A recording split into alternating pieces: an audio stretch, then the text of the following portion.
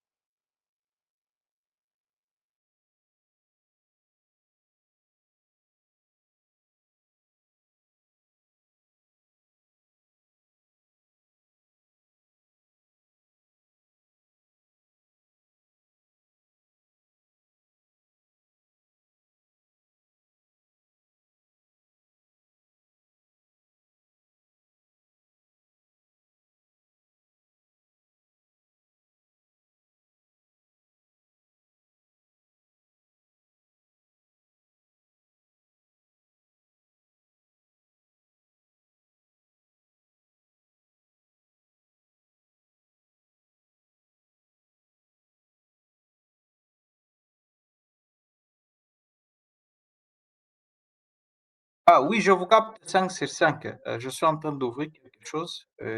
Bon, j'aurai le temps de les saluer et après, je pense qu'ils vont se présenter après parce que nous avons consommé à peu près une heure.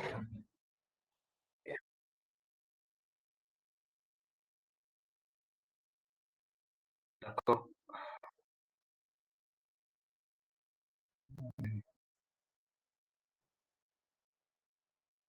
c'est bon. Maintenant, la dernière fois que nous étions ensemble, c'était en 2025. J'en profite pour vous souhaiter mes vœux le meilleur pour cette année. Et nous sommes séparés lorsque nous étions en train d'attaquer Spring Boot pour la création des API basées sur l'architecture REST. Si je peux rappeler un peu, Spring Framework, c'est aujourd'hui un framework open source qui qui a été créé pour faciliter le développement d'applications plus robustes, modulaires et maintenables. Et il utilise deux concepts. Et le deux concepts, le patron de conception qu'il utilise, c'est l'inversion de contrôle, que les autres appellent aussi l'injection de dépendance. C'est-à-dire que pour créer les objets, pour le manipuler, on utilise l'injection de dépendance. Il n'est pas le seul framework qui utilise ces design patterns. Il y a des frameworks comme Laravel, Symfony, qui utilisent aussi l'injection de dépendance. Non seulement Laravel, Symfony, il y a aussi le ASP Core de Microsoft, la nouvelle version de la nouvelle framework, le nouveau framework sorry, de Microsoft qui utilise aussi la version de contrôle. Maintenant, en créant cette plateforme, pourquoi? Parce que le framework aussi Spring existait avec Java, donc à côté de Hibernate, à côté de JSP, à côté de Servlet, à côté de Zaplet. Euh, on a créé euh, Spring pour qu'on puisse réduire le coupage entre les composants, mais aussi simplifier le développement d'applications Java. Parce que pour développer en Java, il fallait passer par beaucoup de manœuvres pour développer une application web basée sur Java, mais aussi remplacer la lourdeur d'un élément, surtout qu'on appelait le EGB, entreprise Java Bean, qui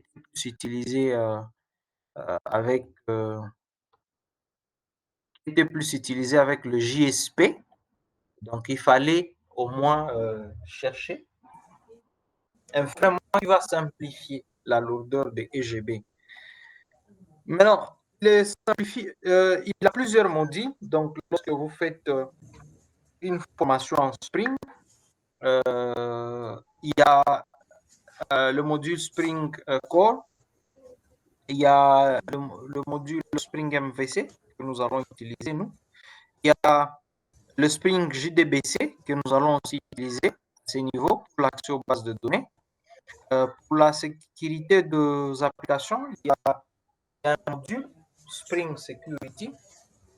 Et enfin, il y a Spring AOP, programmation orientée aspect. Donc, on utilise simplement pour manipuler, n'est-ce pas, les objets.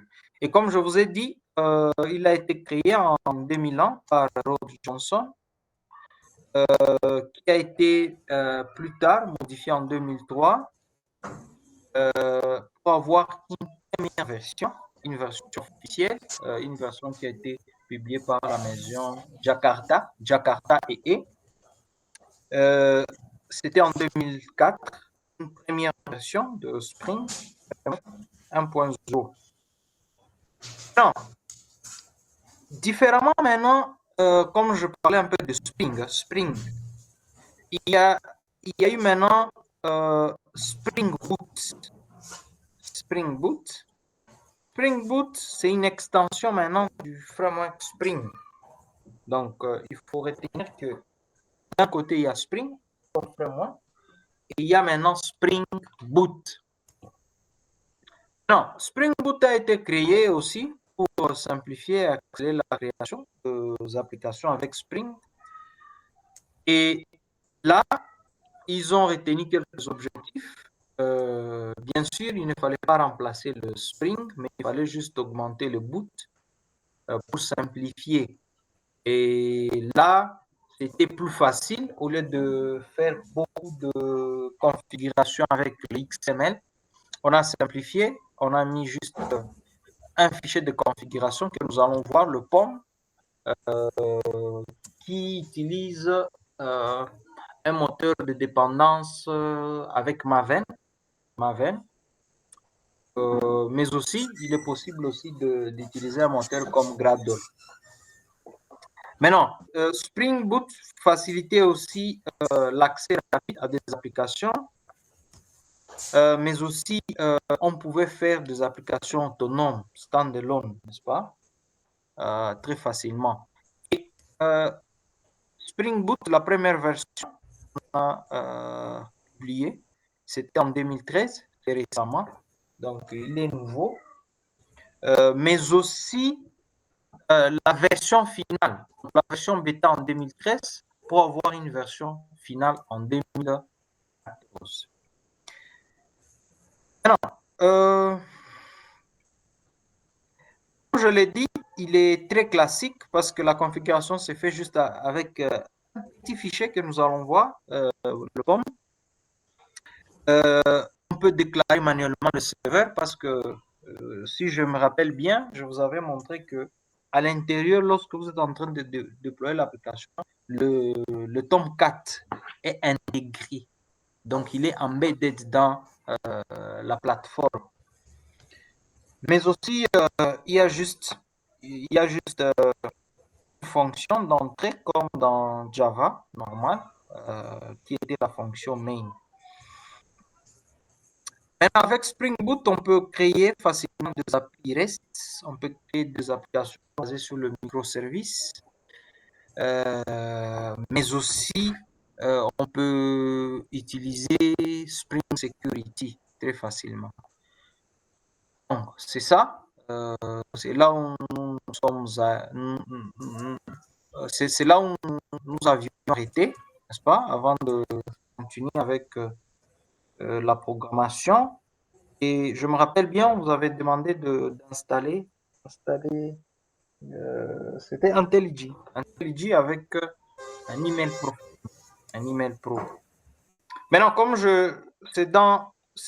c'est repris dans le fichier, vous pouvez facilement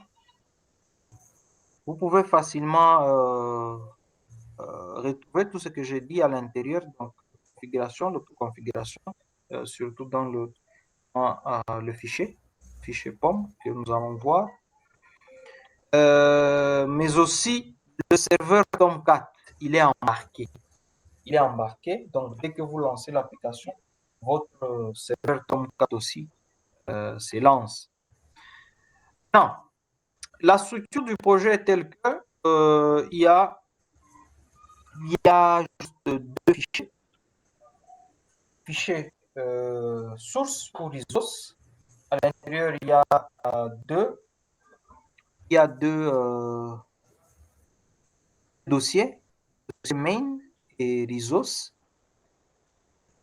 Et dans main, si vous regardez un peu plus dans Java, vous allez retrouver, c'est là où on peut définir le contrôleur, c'est là où on va mettre nos repositories et autres.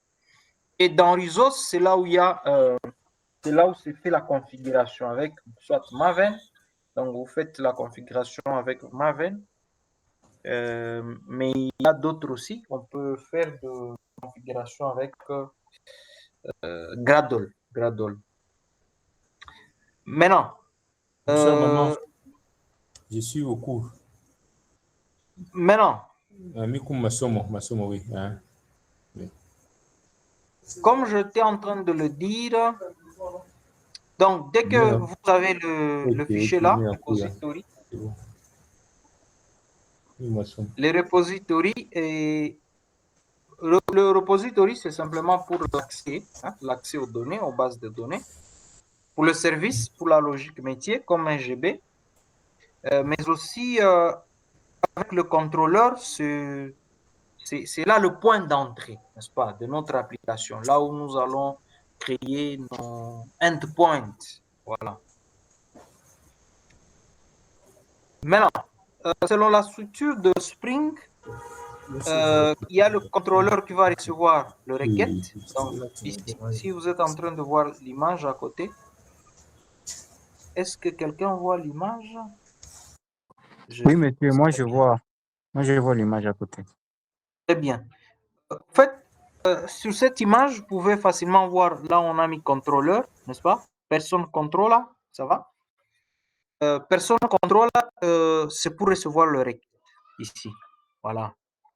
Donc, cette classe va recevoir simplement le requête. Le service métier contient la logique métier, c'est-à-dire que si je veux modifier le requête venant de la base de données, mais aussi de l'objet, n'est-ce pas? Je veux modifier dans service. Et maintenant, le repository qui va interagir directement avec la base de données. Donc, c'est là où se fait la connexion et autres. Donc, voilà un peu la structure de notre projet. Maintenant, avant de commencer, il faut que nous puissions vous rappeler de quelques annotations importantes. Et surtout, les annotations, ce sont deux mots-clés qu'on utilise dans la programmation moderne pour faire référence, n'est-ce pas, ou pour appeler soit de fonctions, n'est-ce pas. On utilise des annotations, mais aussi pour appliquer des fonctionnalités comme le JPA, n'est-ce pas. On utilise des éléments qu'on appelle des annotations. Et comment le répertorier au niveau de nos codes commence toujours par arrobase. Donc, si vous regardez un peu ici, il y a arrobase. Arrobase Spring Boot Application, arrobase REST Controller. Par exemple, si je fais arrobase Spring Boot Application, dès que j'écris au-dessus d'une fonction Spring Boot Application, cette annotation indique la classe principale qui démarre l'application. Donc, il suffit simplement de mettre Spring Boot Application au-dessus d'une fonction a directement notre serveur d'application va reconnaître, n'est-ce pas, cette fonction comme la fonction d'entrée ou la fonction main de notre application. Il y a le REST controller. Quand je prends @REST controller, c'est déclarer une classe comme contrôleur REST. Donc, quand je veux déclarer une classe, parce que ce sont des classes. Pour savoir qu'une classe est contrôleur, il est repository ou il est service, c'est à partir de ces annotations ici. OK? Ce sont des grades, n'est-ce pas? Maintenant, il y a trois trois annotations que nous avons mis ensemble, parce que même quand vous faites le ASP, ceux qui sont amoureux de Microsoft, les annotations, c'est presque la même chose.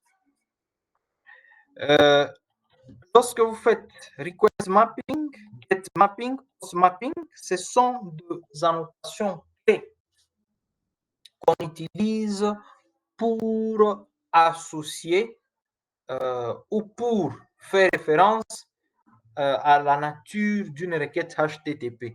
Et là, nous avions dit, soit la requête HTTP peut nous permettre d'insérer, n'est-ce pas, le données à partir de l'API, soit de récupérer les données à partir de l'API, soit de supprimer, n'est-ce pas, ou soit de modifier. Et là, on va faire le request mapping. Le request mapping pour le quoi? Pour questionner, c'est-à-dire que vous voulez envoyer des paramètres, n'est-ce pas? Vous voulez envoyer des paramètres? Non, vous voulez envoyer les données, n'est-ce pas? Le get mapping pour sélectionner et le post mapping, soit pour modifier et pour supprimer. Il y a aussi maintenant l'annotation AutoWire. C'est l'annotation AutoWire. Dès que vous mettez AutoWire au-dessus d'une classe, cela signifie que vous voulez faire l'injection de dépendance, okay? Ou l'inversion de contrôle. Et quand vous mettez service, vous indiquez qu'une classe, c'est un service. Et là, vous allez faire votre logique métier. Quand vous tapez au-dessus d'une classe repository, c'est indiqué qu'une classe va vous permettre d'accéder directement à votre base de données. Quand vous mettez au-dessus d'une classe entity, cela signifie que vous voulez représenter une table dans une base de données. Et là, nous allons juste le faire avec le JPA qui va nous permettre de le faire. Donc, voilà un peu les quelques annotations. Et enfin, il y a le generate value. Nous avons juste répertorié les quelques annotations qui sont plus utilisées. Le generate value, c'est pour activer une séquence sur un champ. Et quand on est en train de créer une base de données, le fait qu'on utilise auto-increment, quand vous êtes vers MySQL, quand vous êtes au niveau de SQL Server, il y a le terme identity que vous ajoutez toujours sur le clé primaire. Et Postgres, il y a serial, quand sais-je encore. Donc, ce sont juste de mots-clés qu'on utilise ou qu'on ajoute à un champ pour spécifier au SGBD qu'il va automatiquement générer une séquence sur ces champs. Maintenant, regardez un peu l'exemple avant de créer l'exemple d'un contrôleur. Voilà comment, donc, point d'entrée, il y a public string hello, j'ouvre, je ferme, comme en Java, comme en C#, et puis il retourne bien sûr un string, parce que c'est une fonction qui est déclarée en tant que string, alors il va nous retourner un string. Mais pour montrer que cette fonction va retourner quelque chose, qui doit nous retourner quelque chose, qui doit afficher quelque chose, l'API doit afficher quelque chose, on est obligé de faire le get mapping, et le nom du endpoint s'appelle hello. Voilà. Et le fait d'écrire ici get mapping, c'est montrer que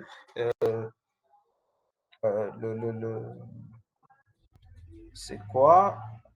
C'est pour montrer que le contrôleur ici, n'est-ce pas, va afficher. Il va afficher. Et pour appeler ce contrôleur, il faut juste aller dans l'utilitaire comme Postman, comme on l'a vu. Vous mettez le nom. Donc, ça dépend. Lorsque nous allons démarrer notre application, et puis on fait barre hello. Donc, montrer l'URL de votre endpoint. Maintenant, voilà maintenant comment ressemble un contrôleur. Donc ça, on a vu. Voilà, comme le premier là. Le service, comme je l'ai dit, contient la logique métier. S'il y aura des calculs, de validation ou faire l'orchestration, n'est-ce pas? Il faut passer par le service. Et surtout, c'est le service qui utilise plus l'injection de dépendances. Donc, quand je fais Autowire Produit Repository, c'est faire l'injection de dépendances. Et voilà, je peux facilement afficher la liste des produits. Je ne sais pas, rôle de chaque couche. Maintenant, un modèle. Parlons un peu, et si on peut se rappeler d'un modèle. Maintenant, un modèle, au niveau de notre API, il va nous donner l'image de la table se trouvant dans la base de données. Il va faire une correspondance entre une table de la base de données et le code Java.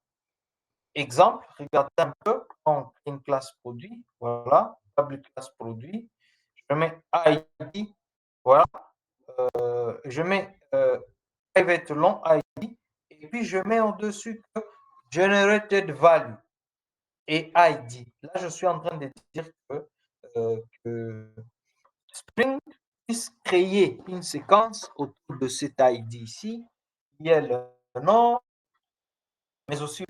Et maintenant, là, vous pouvez ajouter maintenant les accessoires et les mutateurs. Donc, les getters, n'est-ce pas, ce qu'on appelle toujours le getter et le setter.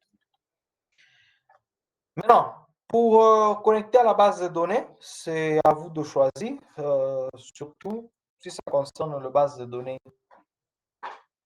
qui sont relationnelles ou pas, parce qu'il y a des configurations qu'on va faire s'il s'agit de MySQL ou Postgres ou Oracle ou SQL Server, mais aussi comme Mongo et Redis. Il y a toujours de paramètres. Regardez un peu dans notre fichier de configuration dans Spring Data Source, on lui donne juste le chemin d'accès.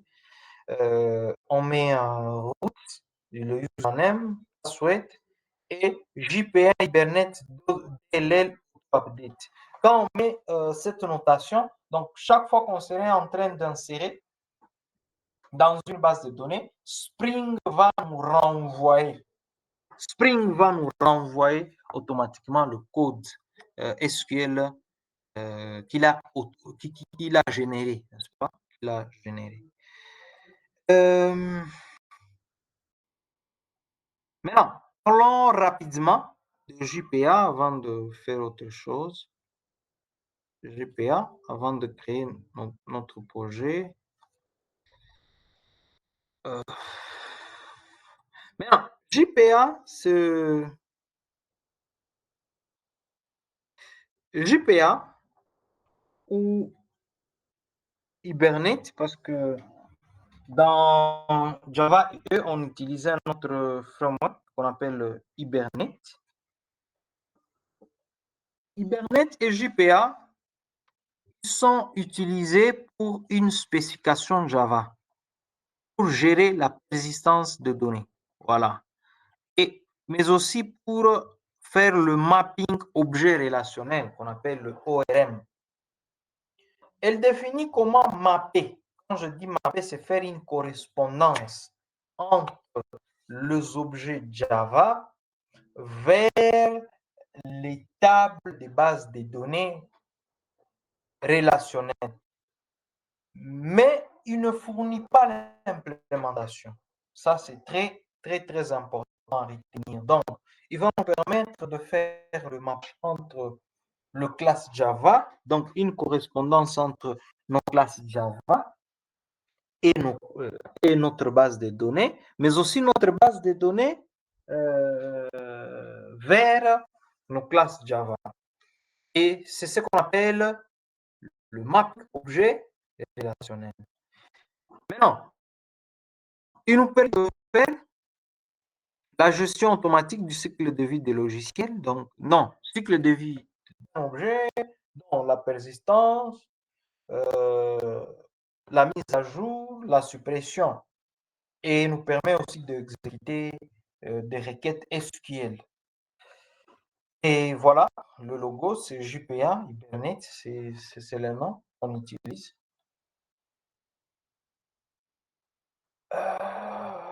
Maintenant, on va retenir que Hibernate, JPA Hibernate, c'est une implémentation de qui est plus. Donc, Hibernate, c'est l'implémentation la plus utilisée dans JPA. Donc, Hibernate, c'est juste une classe, n'est-ce pas? Une classe qui est implémentée par JPA, surtout pour la génération automatique du SQL, support étendu de bases de données, surtout de bases de données relationnelles.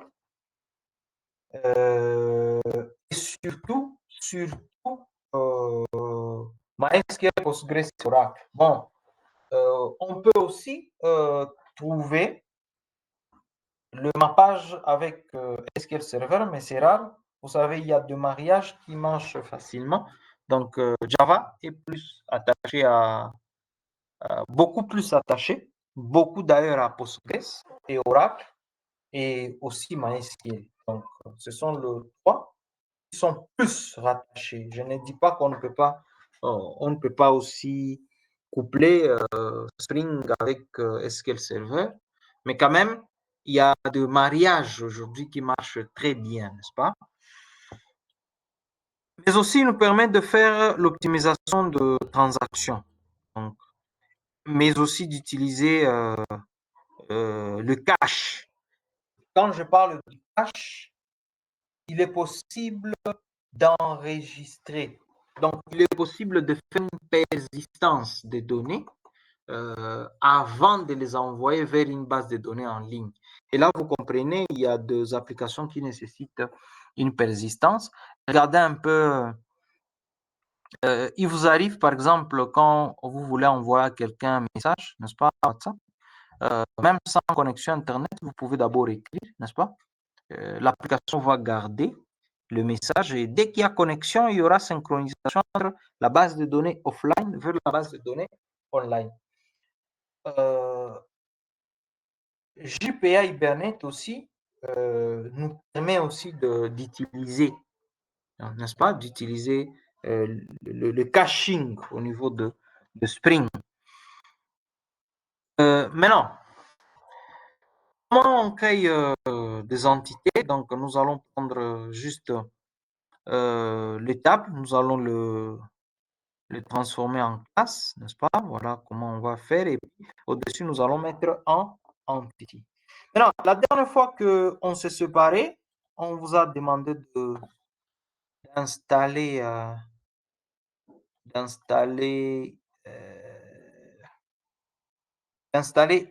c'était quoi? C'est IntelliJ. Je ne sais pas, tout le monde a sa version finale d'IntelliJ, je pense bien. Et on avait montré comment il fallait activer parce que il fallait utiliser un email académique. Vous savez, quand vous utilisez un email académique, on comprend facilement que vous êtes chercheur et on va pas vous on va pas vous demander de payer les droits d'auteur. Bon, mais aussi, nous sommes dans le pays du tiers-monde. Bon, pour payer la licence, c'est pas facile. C'est pas facile, donc il faut toujours chercher des moyens, soit pour craquer. N'est-ce pas, mon ami Joseph? C'est Oui, effectivement, j'ai déjà intelligé. bien. Donc, je disais pour le pays du tiers-monde, on cherche toujours comment craquer. Comment craquer au lieu d'acheter. On cherche toujours comment craquer un logiciel au lieu d'acheter, ou soit passer par des mécanismes où on peut obtenir le logiciel gratuitement. Maintenant, je vais l'ouvrir. Je vais partager l'intégralité de mon écran, surtout pour MySQL. Une minute.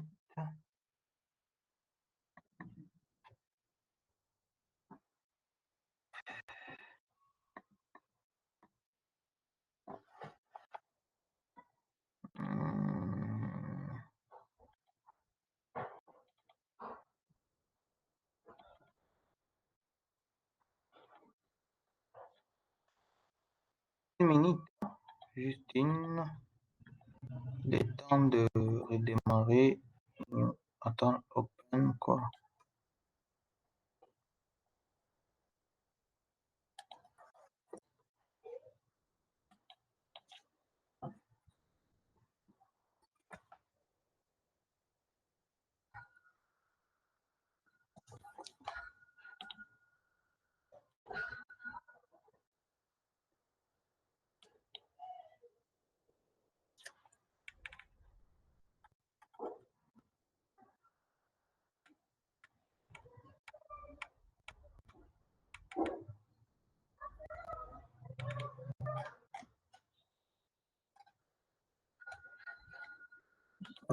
Je suis en train de configurer. J'ai perdu l'ancienne configuration. Attends.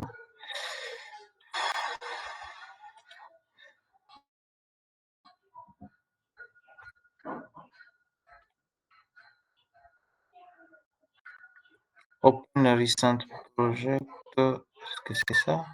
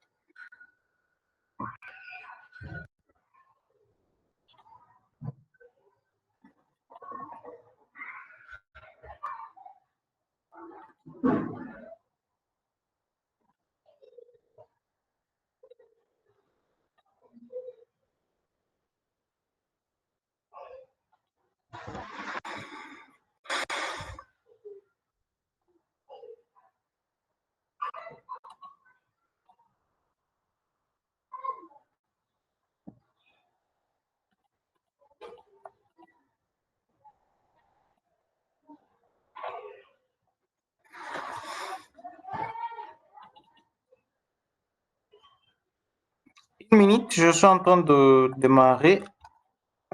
Spring, sorry.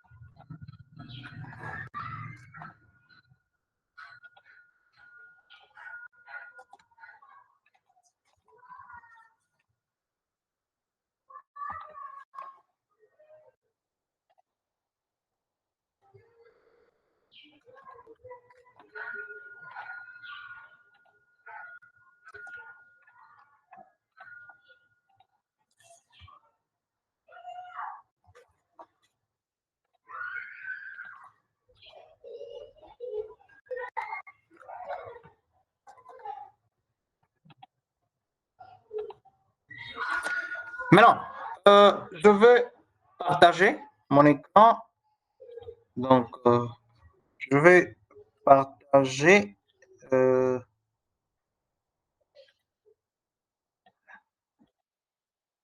l'intégralité de l'écran.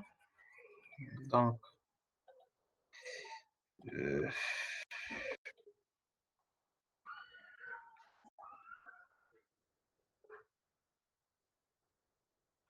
écran 1, voilà.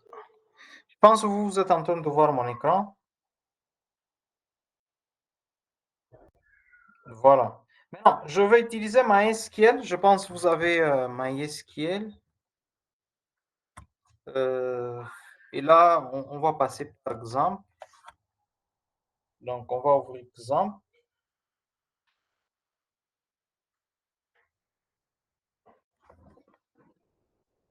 Voilà. Dès qu'il ouvre,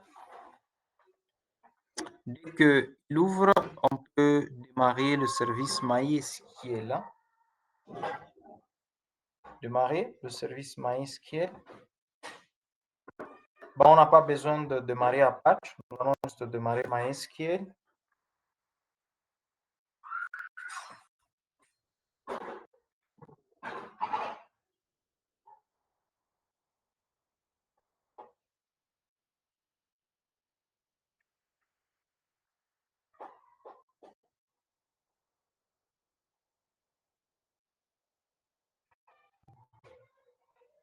Alors, dès qu'on démarre le MySQL, voilà, je peux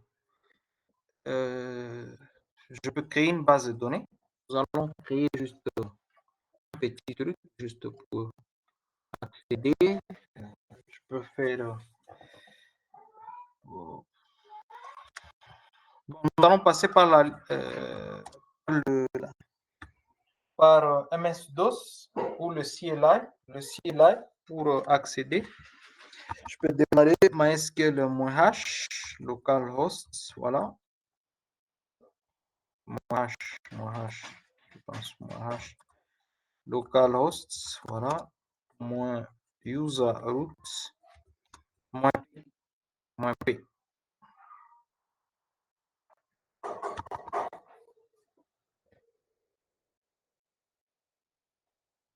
Maintenant, je valide. Si vous avez un mot de passe, vous pouvez taper. Si il n'y a pas un mot de passe, vous tapez juste entrée, n'est-ce pas?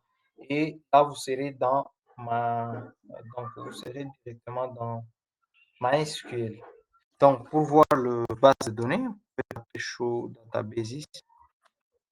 databases. Voilà, ce sont les bases de données que j'ai ici. Pour créer ce create. Est-ce que nous sommes ensemble?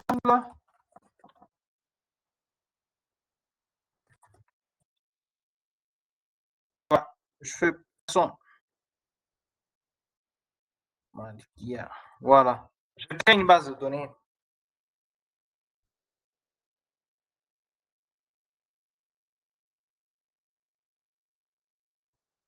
Voilà, je valide.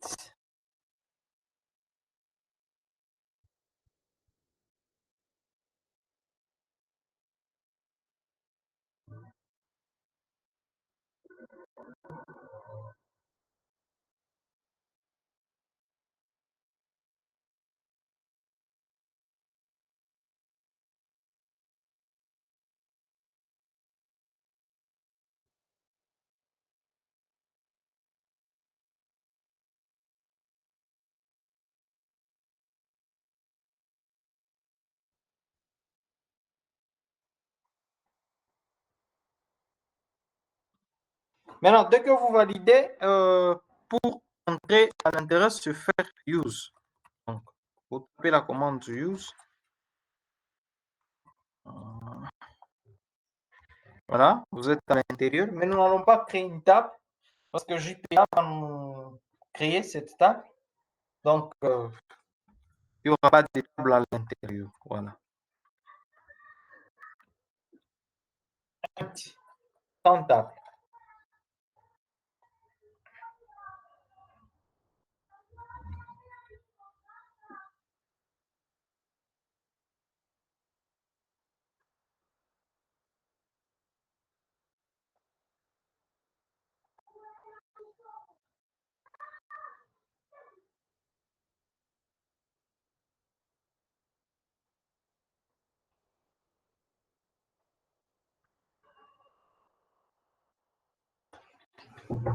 Maintenant, dès que vous avez fait ça,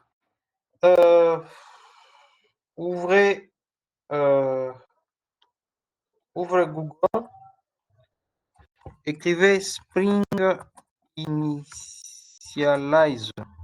Nous allons utiliser un outil pour initialiser notre projet Spring Boot.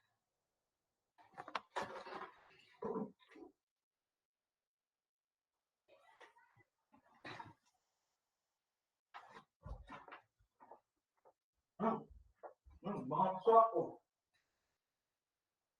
Oui, ça va très bien.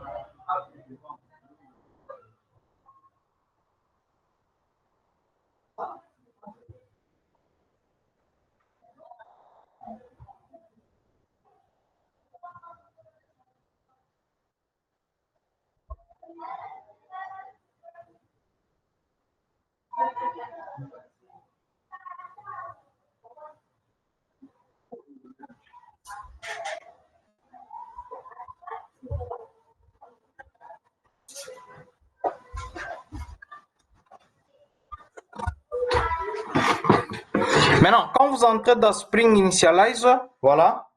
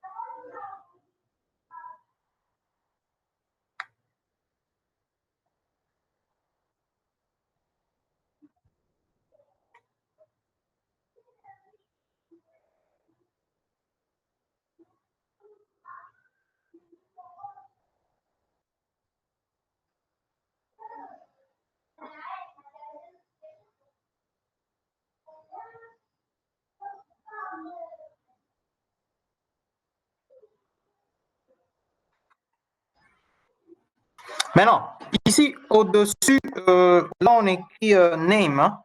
C'est là où il faut écrire le nom du projet. Hein. J'écris par exemple Crude,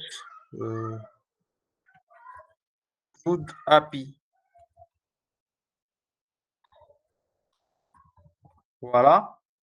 Maintenant, ici, je vais initialiser, je vais utiliser, donc ça sera un projet Java. Bon, on va laisser la version 17. Nous allons utiliser Maven comme moteur de dépendance, mais on peut initialiser aussi Kotlin ici. Donc, on peut aussi initialiser un projet Kotlin à l'intérieur.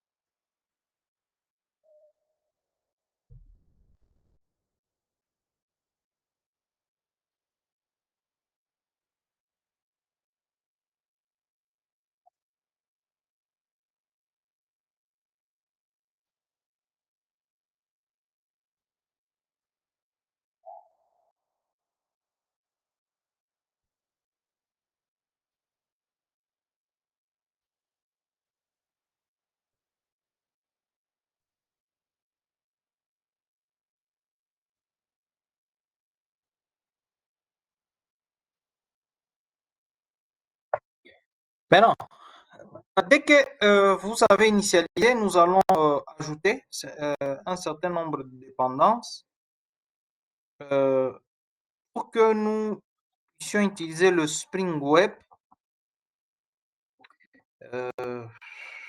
Pour que nous puissions utiliser un Spring Web, nous allons ajouter un certain nombre de dépendances. C'est dans le fichier. Nous allons ajouter Spring Web, Spring Data JPA, et nous allons ajouter aussi le drive pour MySQL. Donc, voilà. Je vais utiliser Spring Web, Spring Data JPA et MySQL Drive. Voilà. Ce sont le dépendance que je vais ajouter.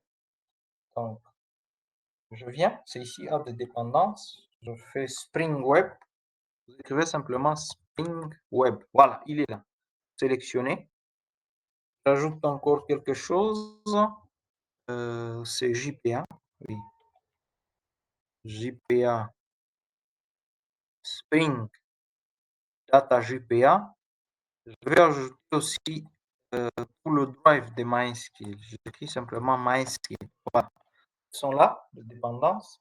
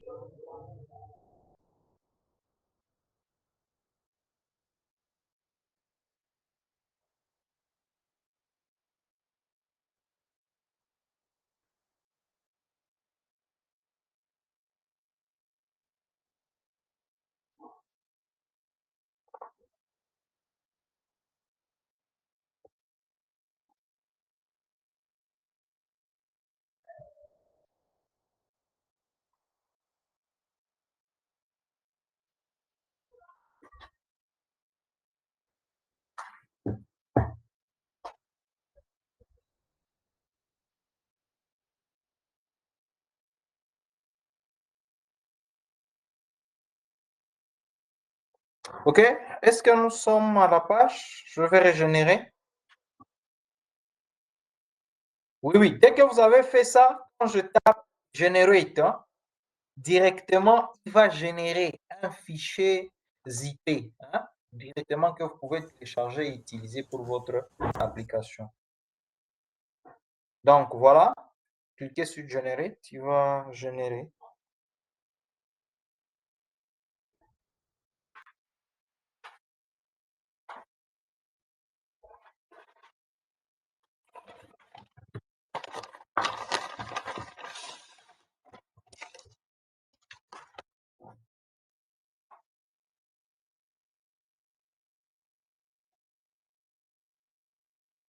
Oui, oui, c'est ça. C'est ça l'élément essentiel.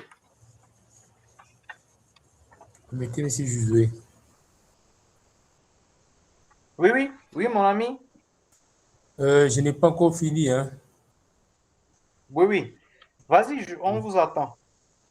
Je n'ai pas encore fini parce que je suis au niveau où j'ai écrit CRUD API. Je ne sais pas s'il y a autre chose à ajouter avant de générer. Oui, nous avons généré cette dépendance ici. Description. Ajoutez cette dépendance. Pardon? Description? Ajoutez cette dépendance. Description demo project. Oui, demo project for Spring Boot. For C'est ce Spring qui Boot, est yeah. écrit. Oui. Il Et n'y a puis, rien qu'on a modifié. et puis au niveau des package name, Oui. chez vous là,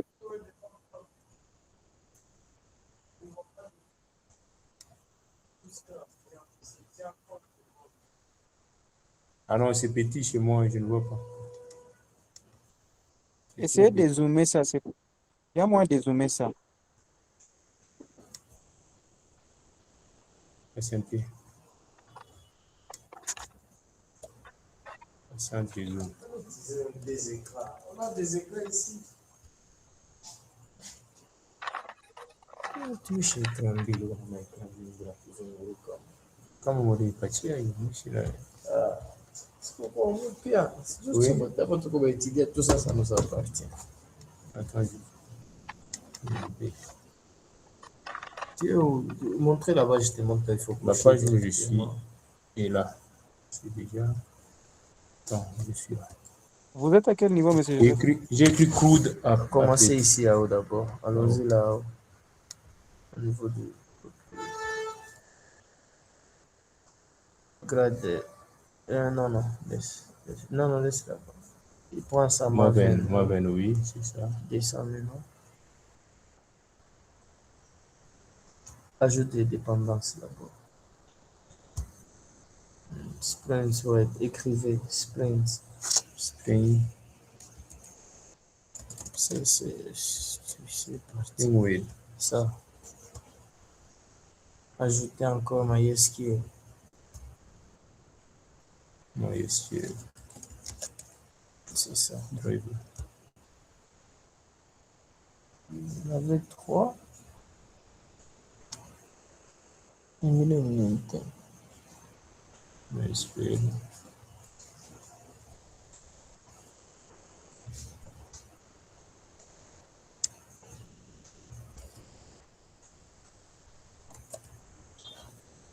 J'ajoute quoi d'autre? Spring Data. Spring Data. GPA.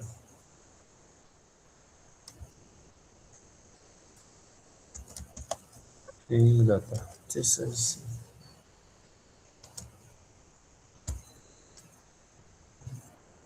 Descendez. D'abord, descendez ici en bas.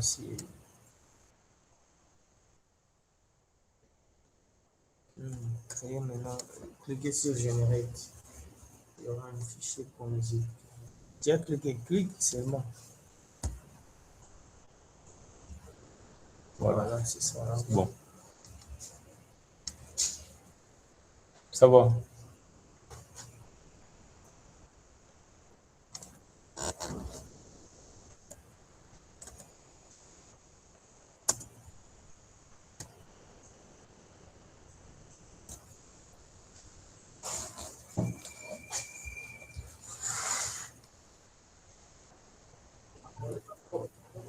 Oui. D'accord. Dès que vous avez généré, il va, au niveau du téléchargement, il va ajouter. Donc, il va vous amener, il va vous amener la chose. Maintenant, je peux prendre, je peux extraire quelque part. Bon, je préfère copier. Vous copiez quelque part dans un dossier. Quelque part. Voilà, je vais mettre ça ici. Maintenant, je peux dézipper. Je peux dézipper et utiliser le fichier. Je veux extraire here. Je vais extraire. Voilà. Oui.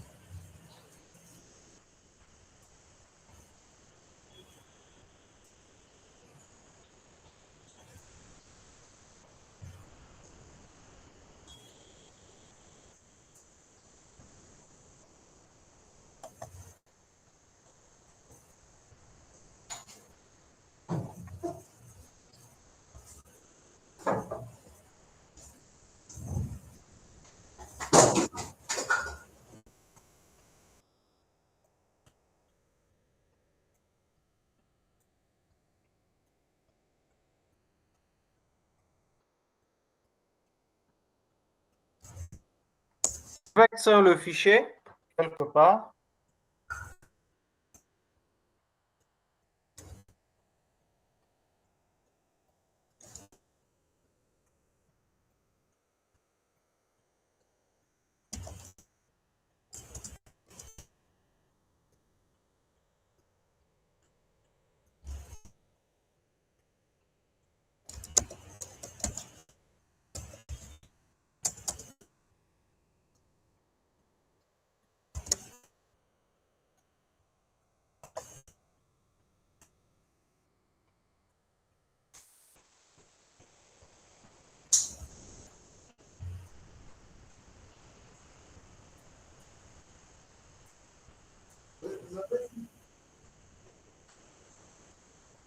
Bon, on peut dézipper. On dézippe quelque part. Maintenant, vous allez ouvrir votre IntelliJ, n'est-ce pas? Vous ouvrez le menu Open Project. Maintenant, dès que vous faites Open Project, vous pouvez chercher où est-ce que vous avez dézippé. Moi, je l'ai dézippé ici. Et voilà, vous sélectionnez Démo, vous faites Open Folder. Directement, il va ouvrir. Voilà. Il va ouvrir le projet.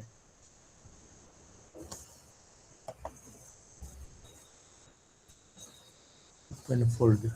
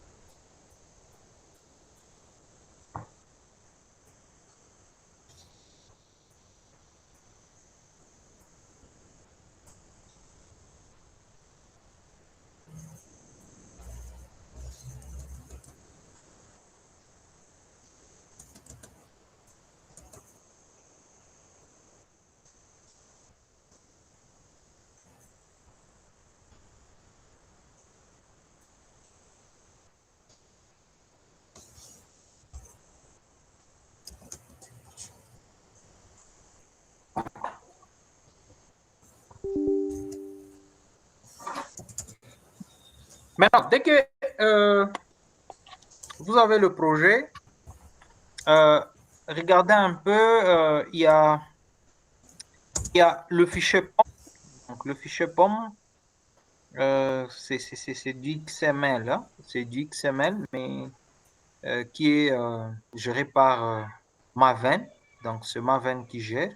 Donc, quand vous voulez une dépendance, vous voyez, par exemple, nous avons ajouté de dépendance MySQL. Voilà comment Maven a géré. OK? JPA, voilà, dépenses. Voilà un peu pour le Spring Web MVC. Voilà comment Maven a procédé pour ajouter ça. Maintenant, il y a POM, ce fichier POM qui est très important, mais aussi à l'intérieur de source, il y a deux dossiers. Il y a le main et le test. Pour le test, c'est pour le test unitaire, n'est-ce pas? Test unitaire, intégration. Mais dans Java, sorry, est-ce que c'est ici? Je me suis perdu. Est-ce que je vois très bien? Ah, maintenant, dans main Java, vous allez retrouver Java main. Vous allez retrouver le point d'entrée qui est une fonction main, comme dans n'importe quelle application Java.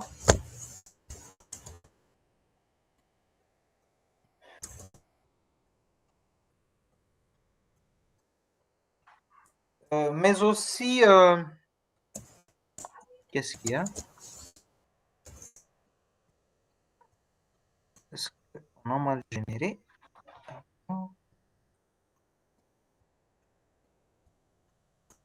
Est-ce qu'on a mal généré? Je renvoie l'erreur.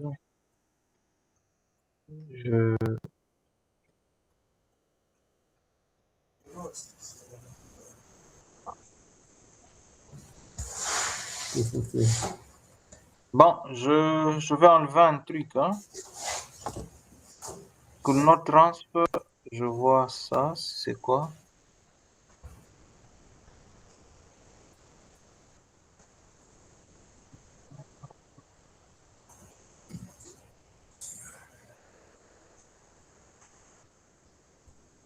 Et il dit c'est dans le POM.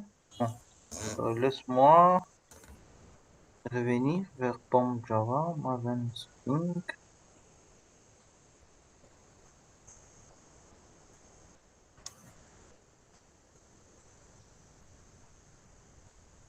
Donc, il y a pour le Spring Web, et autres. Bon, ça va se résoudre avec Internet quand nous allons déployer une première fois. Maintenant, dans Resource, vous allez retrouver un fichier qu'on appelle Application Properties. Voilà. Ce sont les deux fichiers que vous allez retrouver.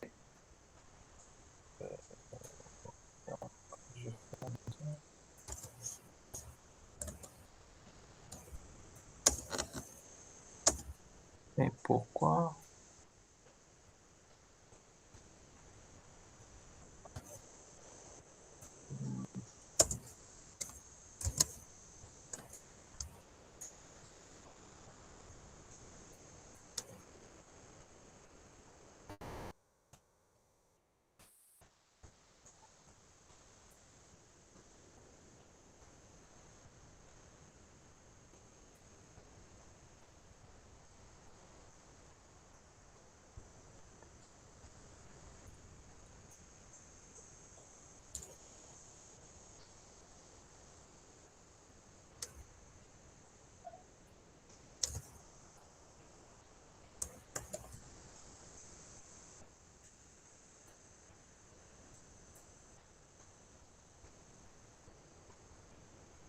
Bon, je sais un peu de build, je vois.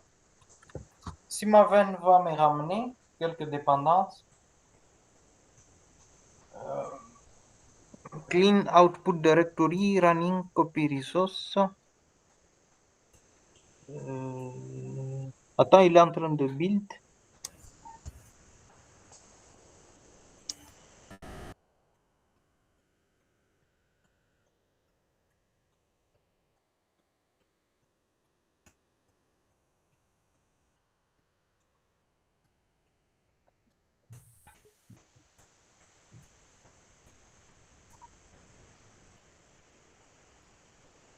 Comment il ne trouve pas Java à la place 11, le numéro 11?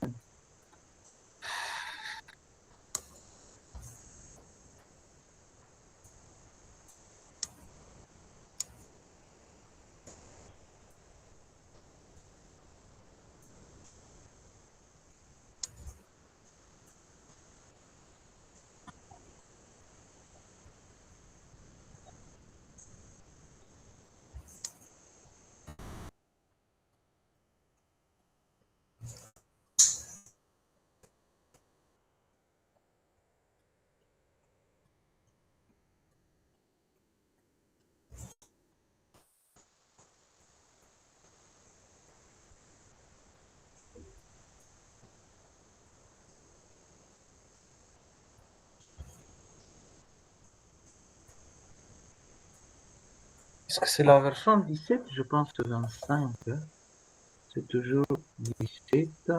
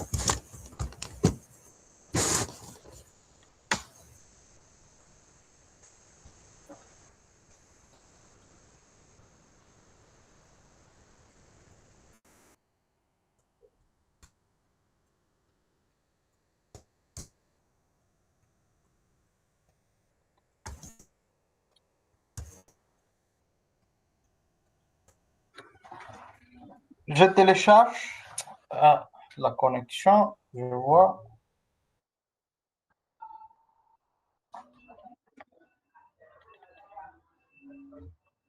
Bon, je fasse ça d'abord. Je vois.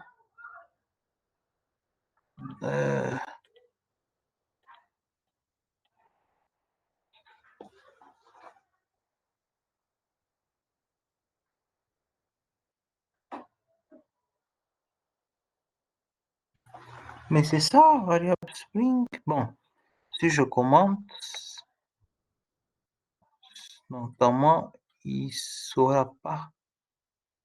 Bon, il ne va pas amener d'erreur, mais c'est inconcevable.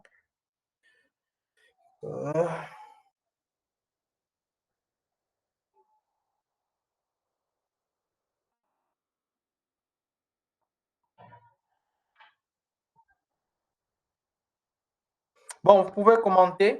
Vous pouvez le commenter.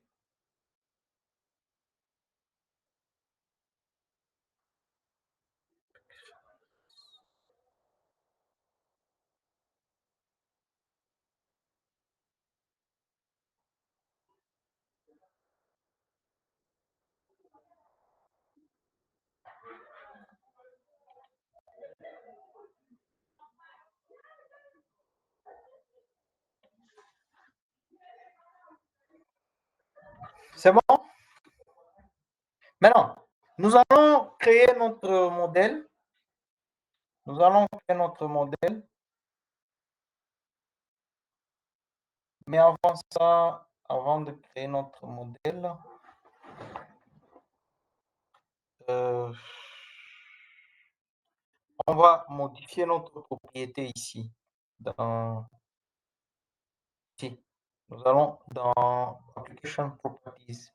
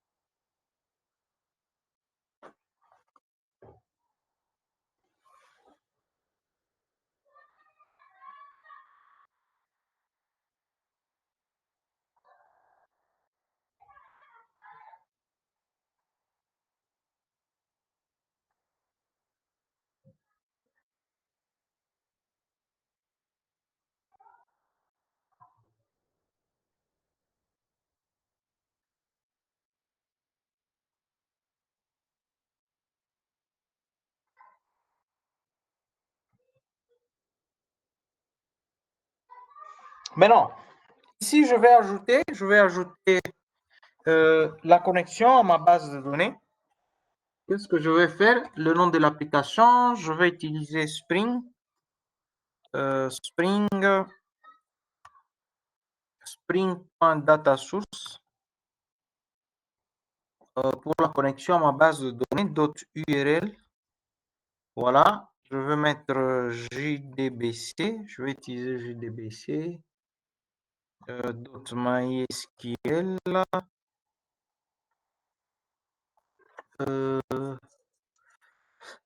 Maintenant, je mets le socket, il est sur le localhost, comme je l'ai fait. Je mets le numéro de domaine, non, le numéro de 3306, MySQL. Bar, il faut que j'ajoute le nom de la base de données. Je regarde la manière dont je l'ai nommé ici. Dans notre truc, c'était personne Malikia. Donc, personne Malikia. Voilà. Maintenant, je vais ajouter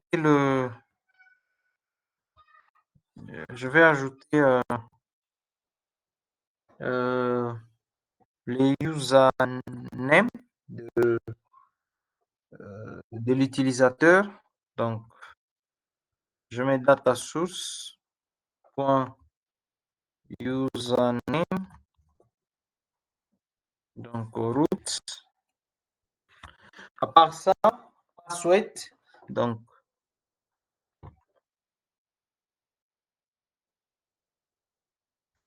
je prends la même chose, je mets le password.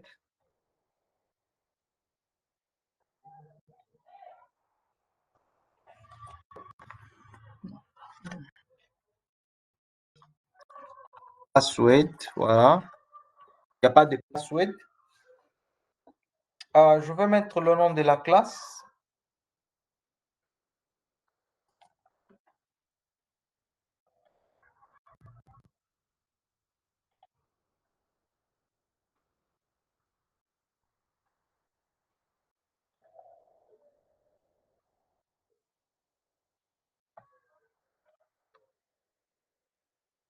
Je vais mettre le nom de la classe.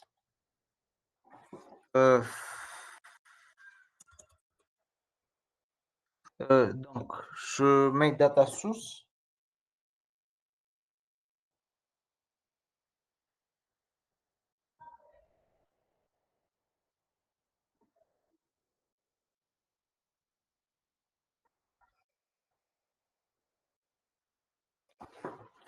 Je mets le nom du driver.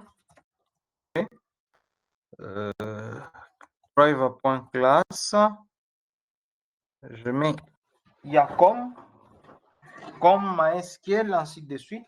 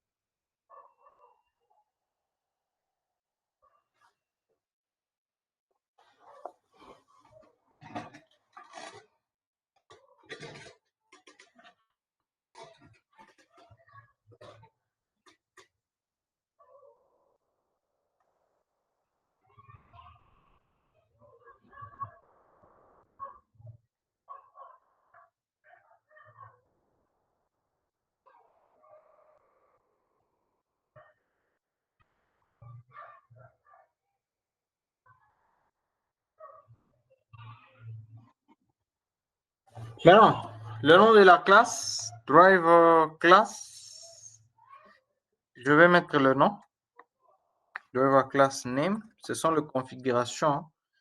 Vous pouvez deux fois copier ça d'un projet à l'autre. Donc, je mets celui de MySQL, voilà, l'autocomplétion est là, un CG, point, JDBC, c'est JDBC, dot driver, voilà. Là, je suis sûr, c'est le drive de MySQL. Maintenant, pour qu'il puisse m'afficher le code SQL, donc ici, pour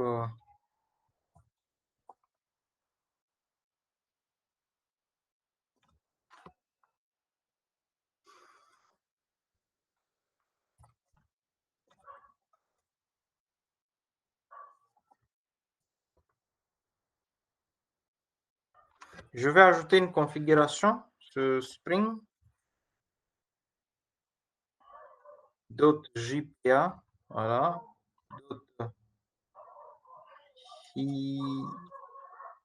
Hibernate .dll auto update.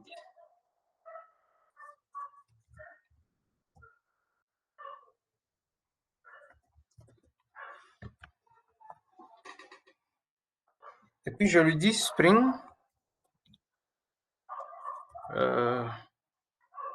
Donc ça, vous pouvez copier d'un projet à l'autre. C'est pour juste vous montrer le code SQL là. Donc voilà, quand on sera en train de créer la base de données. Et il y a maintenant Hibernate Properties, Hibernate Dialect. Bon, Spring. .jpa. Vous allez retrouver d'ailleurs ça dans le projet. Donc, j'ai mis ça quelque part. Il est là. Voilà.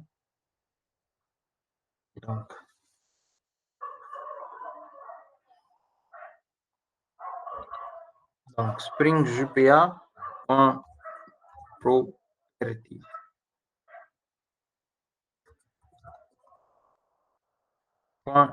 Hibernate. Dialect.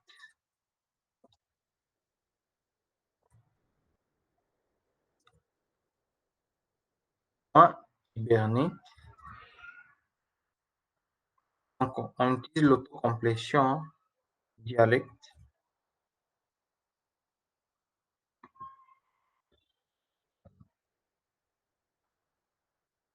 MySQL dialecte. Voilà.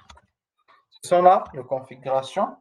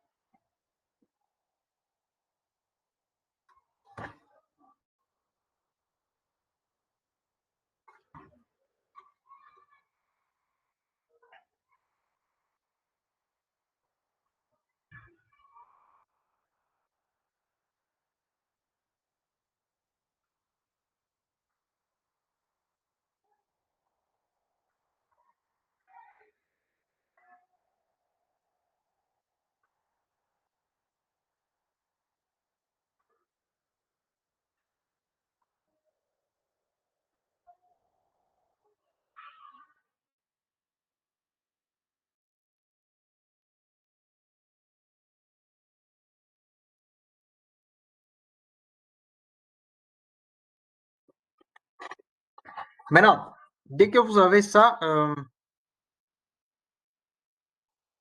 il va auto-configurer. J'essaie un peu d'enlever ça. Je sais pas qu'est-ce qu'il nous a. Je fais run. Qu'est-ce qu'il y a?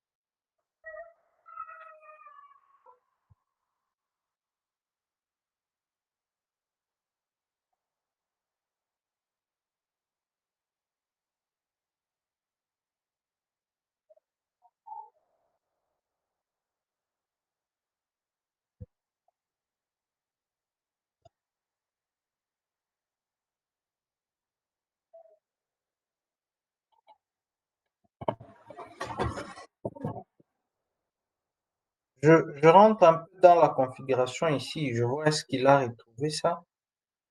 Spring, il a retrouvé. Dépendance, Java 17. Bon. C'est un peu 25, hein. Ça va? Laisse-moi essayer 25. Ne changez rien. Je teste 25, hein.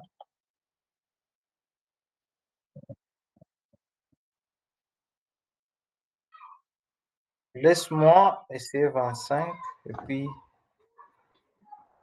par après, je vais vous demander de changer. Donc, je garde ça pour ne pas perdre.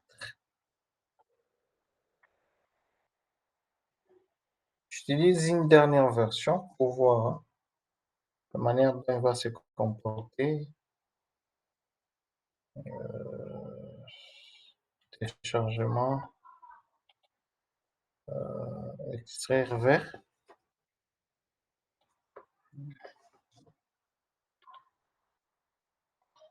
Bon, il va écrire démo. Bon, je vais mettre ça, extraire tout.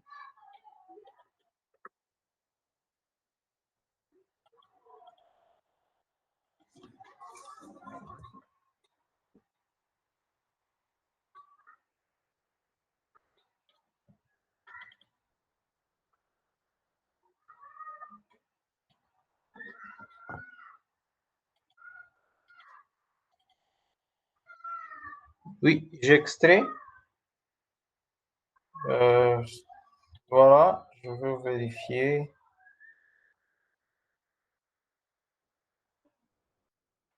Voilà, j'extrais encore quelque chose. Je sais un peu de voir. Open Project. Dès que ça donne, hein, vous pouvez aussi régénérer à peine avec ça.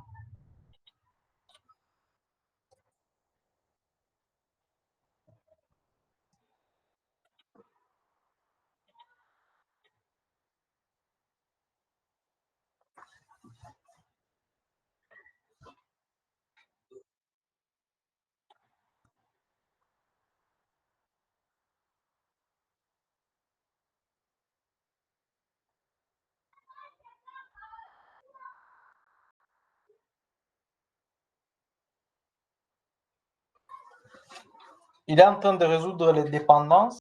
Des fois, la connexion Internet aussi. Parce que quand vous créez une première fois, c'est mieux d'être connecté pour qu'il télécharge tout ce dont il a besoin comme dépendance. Donc, la programmation avec le dépendance est différent avec le référence parce qu'il y a un moteur de dépendance qui va chercher les dépendances. Voilà, pour les ressources Java, voilà, il est là. Il souligne toujours. Qu'est-ce qu'il y a? Qu'est-ce qu'il y a?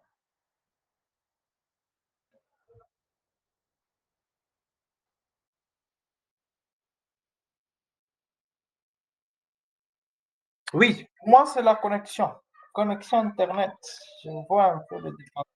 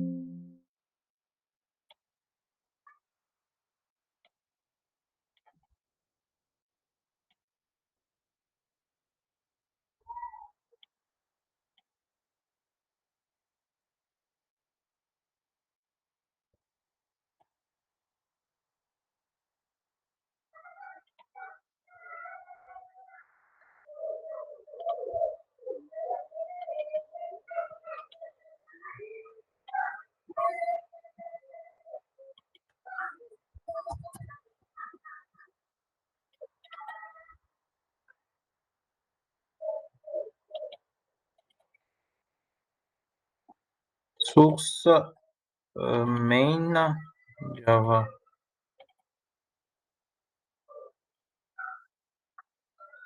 Je vois l'application principale. Je vais ouvrir avec notre truc. C'est ça, c'est la même chose. Qu'est-ce qu'il y a?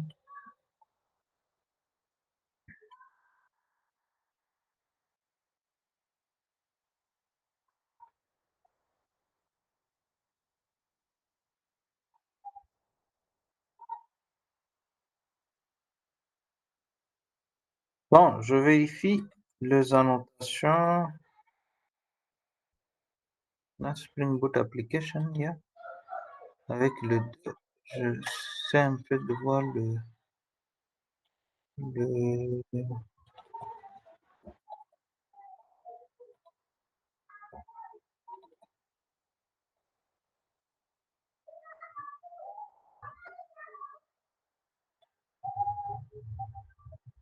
J'ouvre un peu Chrome, je vois ce qu'il y a.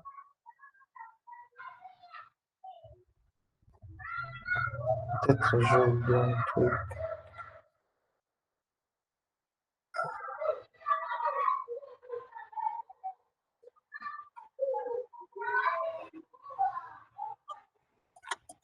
Partir de parents jusqu'à bloc. Parents, parents.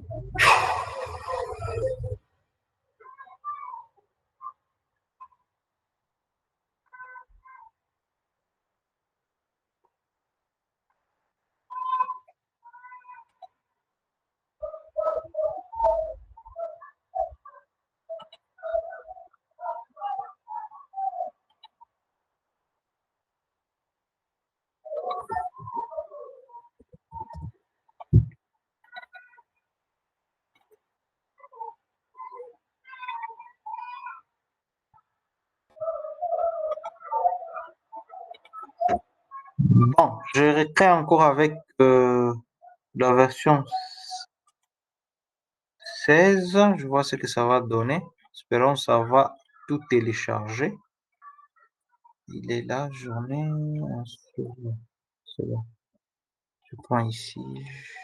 Si je fais quelque chose là-bas. Coude. Je fais CTRL-C. Bon. Et je vais ici. Exerciter, maquillage. Je fais CTRL-V. Voilà. J'extrais.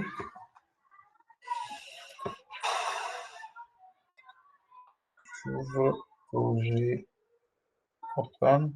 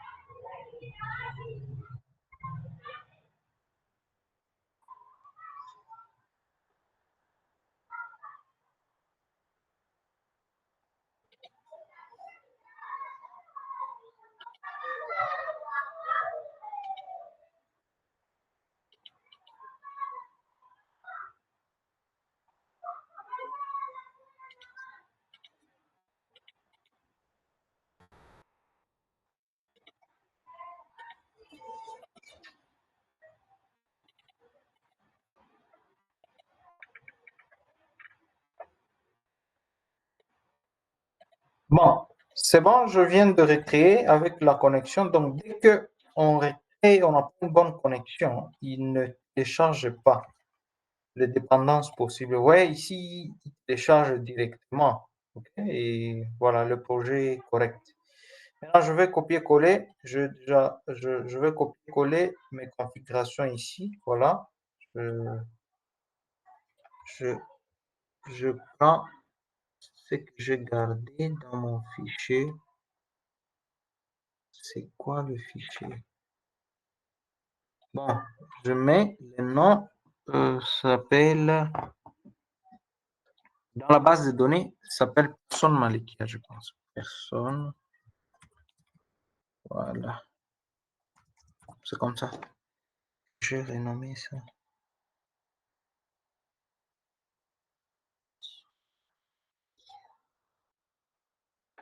Voilà. Dès que vous avez ça, on peut tester juste pour déployer. Premier test, vous faites running. Running.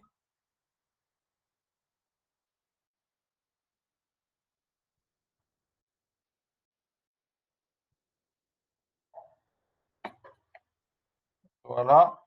Il va amener ici le message. Voilà. Il va démarrer Spring. Voilà. Il démarre sur le localhost. Malheureusement, voyons.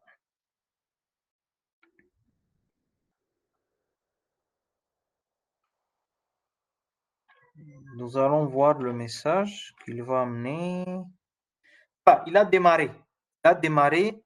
Il est en mode production. Voilà. Donc l'API, vous pouvez déjà consommer l'API, mais il n'y a rien. Il n'y a rien à l'intérieur. C'est à nous maintenant de... Voilà. Il a démarré. Et pour arrêter, il faut cliquer là au-dessus. Là, il y a le bouton rouge. C'est là qu'il faut cliquer. Donc, pour arrêter le déploiement. Maintenant, nous allons maintenant créer un modèle. Donc, nous allons créer un modèle. Nous allons voir la manière dont il va réagir. Créons un simple modèle. Je peux prendre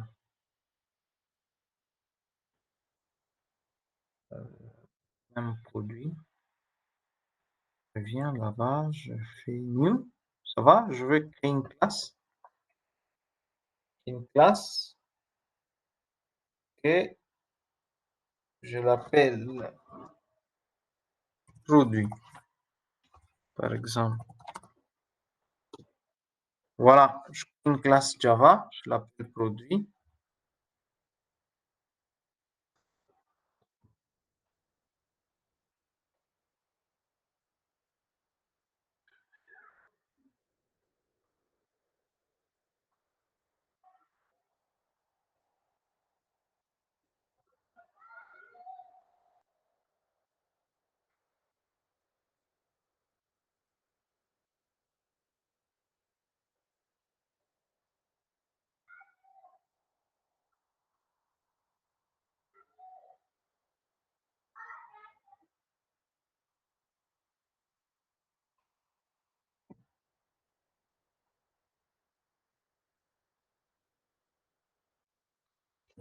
Maintenant, pour spécifier que avec entity, donc avec JPA, que c'est un modèle, c'est une entité, nous allons mettre la notation. Je vais mettre en entity. Voilà, il est là. Et si je veux dans la base de données qu'il ait le même nom, ok, je peux changer soit le nom ou je peux changer le nom. Je peux dire non, je voudrais que la table, n'est-ce pas, je spécifie les noms de names. Je dis dans la base de données, il aura le nom de product, par exemple, comme ça. Et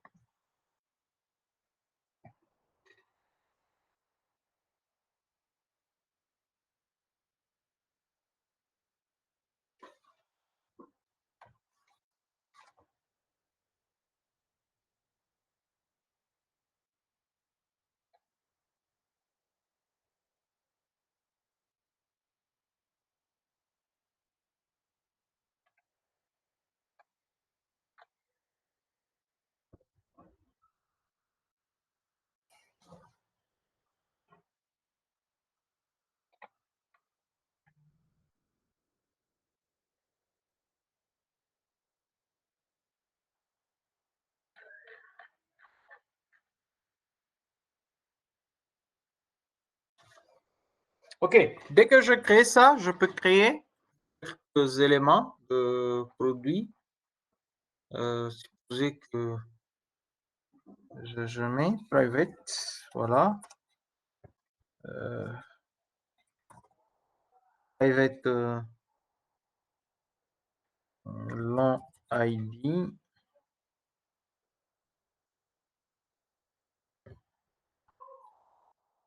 Private string désignation.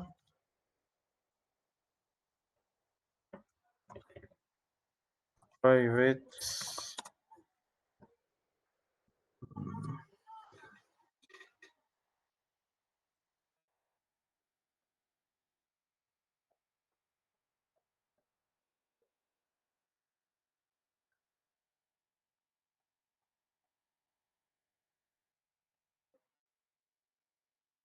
description.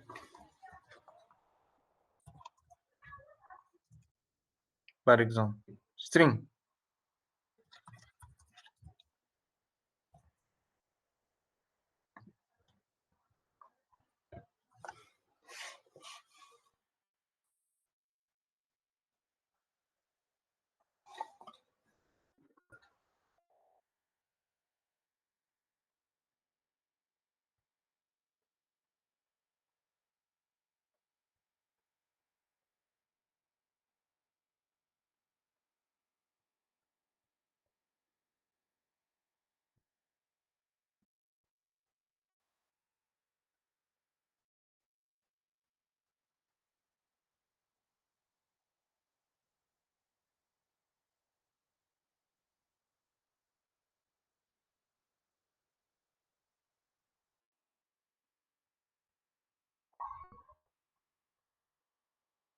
Maintenant, dès que vous avez fait ça, je peux spécifier que l'autre, c'est la clé primaire.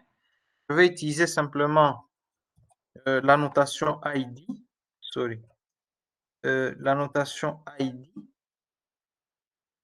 Donc, je spécifie que c'est un ID. Si je veux utiliser le auto-incrément pour le generate value, j'écris simplement generate value. Voilà. Et à l'intérieur, j'ajoute une stratégie. Stratégie generate auto. Voilà. Type, je ne veux pas faire auto, je veux mettre identity. Voilà. Voilà. Dès que j'ai ça, je peux insérer des accesseurs et des imitateurs. Ce sont des fonctions spéciales pour récupérer, n'est-ce pas, pour récupérer une valeur, attribuer une valeur, et c'est ce qu'on appelle l'encapsulation. Je vais faire insert code. Est-ce qu'il est là? Generate, voilà. Je vais générer un get etc. Voilà. Je sélectionne juste get etc. Je sélectionne tous les éléments. Et puis je fais OK. Voilà. Il va régénérer des accesseurs et des imitateurs. Donc, je fais clic droit, generate. Voilà. Et puis get etc.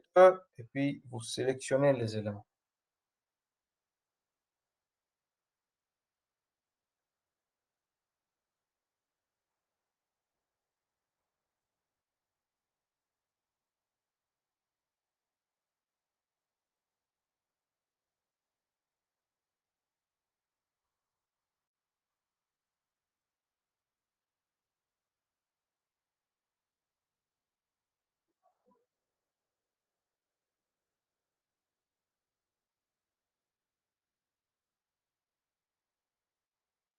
Maintenant, dès que vous avez fait ça, donc je fais l'entity.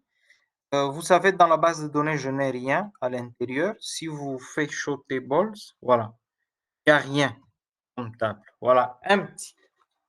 Maintenant, je veux déployer. Donc je rentre dans ici. Je fais clic droit.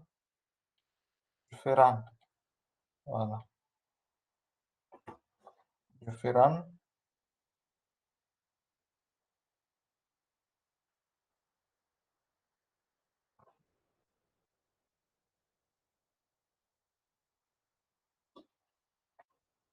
Maintenant, je vérifie.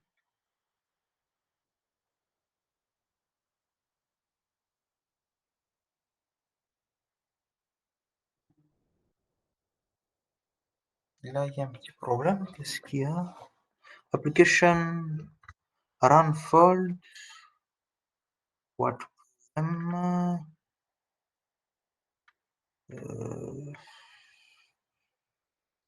Ah, donc non personne. Donc, il ne connaît pas la base de données personne Malkia. Donc, nous avons mal écrit. Je rentre ici. J'ai bien écrit. Ah, j'ai mal écrit personne. Personne. Voilà. C'est ça. Je redéploie.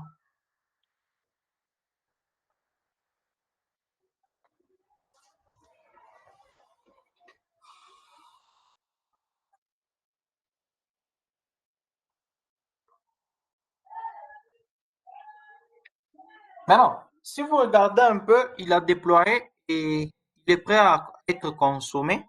Si vous regardez ici dans nos verbose, il a écrit create table produit, product, comme on l'a dit, il a créé un begin, au incrément, pas, description, varchar, donc des descriptions et désignations varchar, puis il a ajouté une clé primaire. Donc, Spring avec JPA, il a il a créé directement la table. Et si nous rentrons au niveau de MySQL, vous allez remarquer que Showtables, voilà, il y a la table produit qui est déjà à l'intérieur.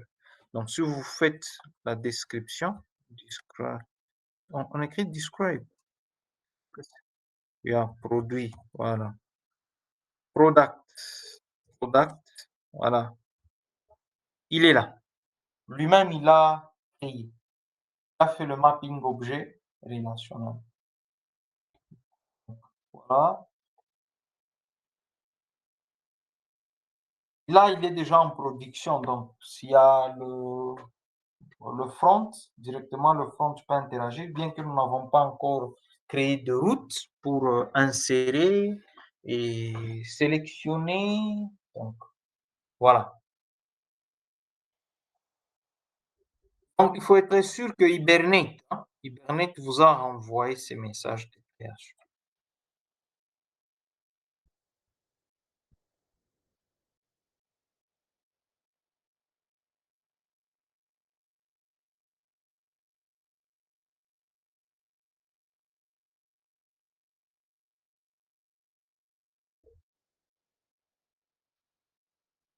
C'est bon.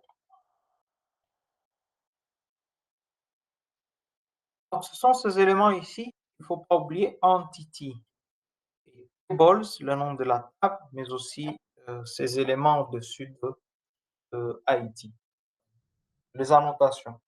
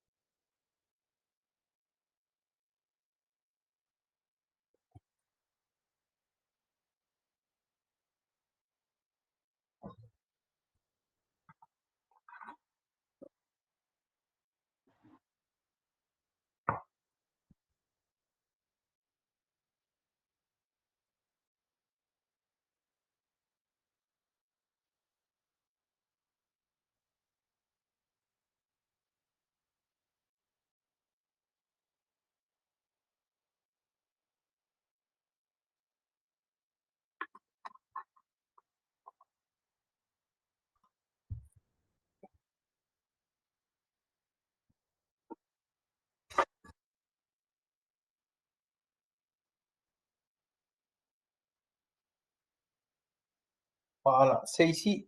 Il n'y a rien, juste la même chose qu'il y avait dans la fonction main, simplement.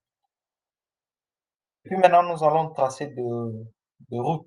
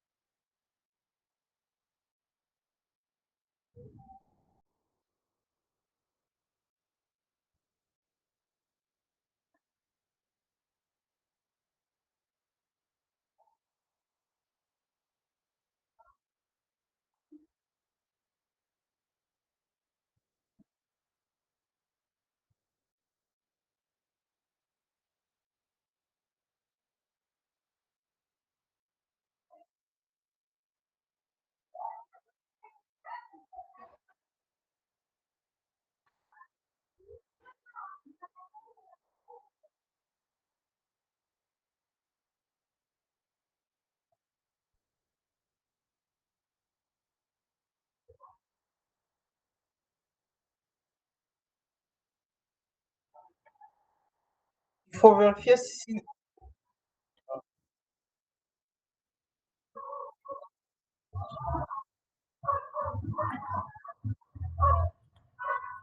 Maintenant, si Bernick renvoie ça, c'est ici, ici. Je peux renvoyer ça dans le chatting. Copie, paste. Je renvoie ça dans le chat. Hein. Vous pouvez ne plus que copier. Le chat continue. Bon, c'est ça. Donc, si on oublie un paramètre, il y a Bernick. Donc, vous allez juste changer le nom de la base de données si vous avez un mot de passe hein, au niveau de vous.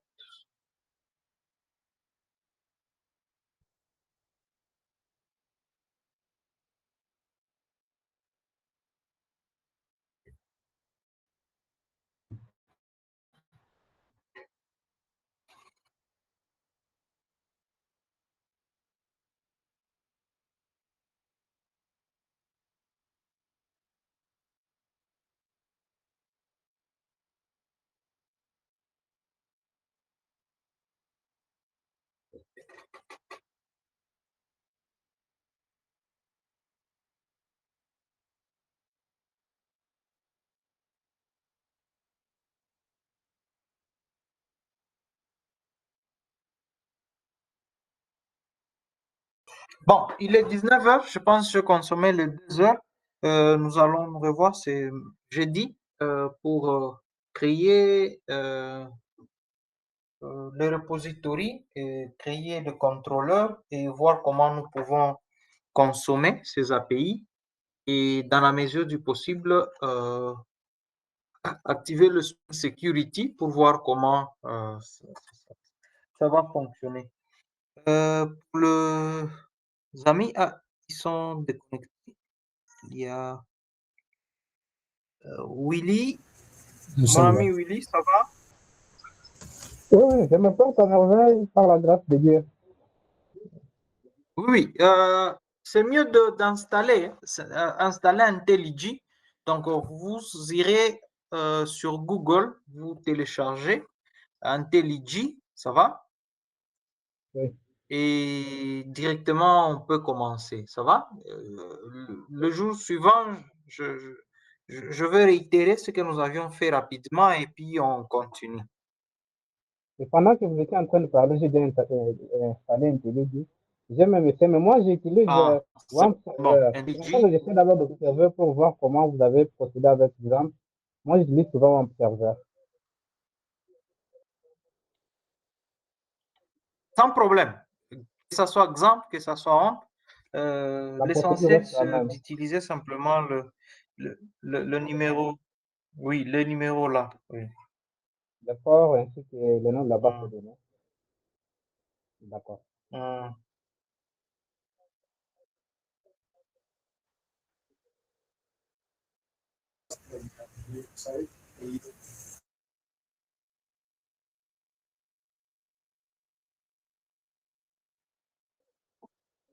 Ok, ça va. On se revoit. Personnellement, je crois que je vais m'exercer avec Anti.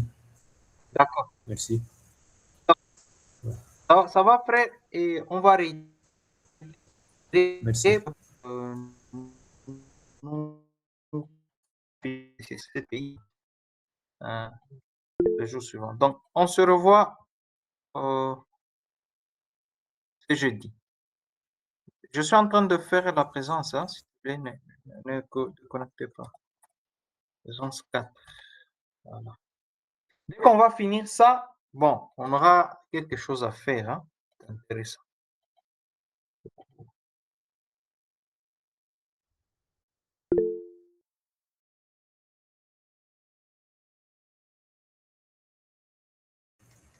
Ah, il est parti.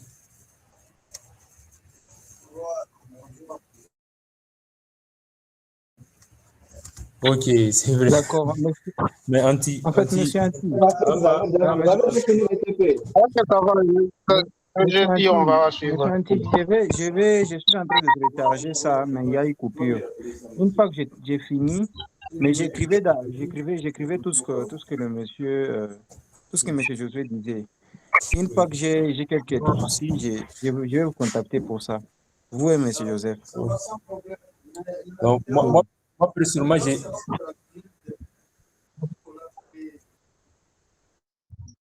Ah oui, ah oui, exactement. Parce que oui, l'introduction, j'ai suivi ça. Donc, j'ai regardé une partie, mais je n'ai pas terminé le tout. J'ai regardé une partie et là, je vais créer suffisamment de temps. Donc, demain encore.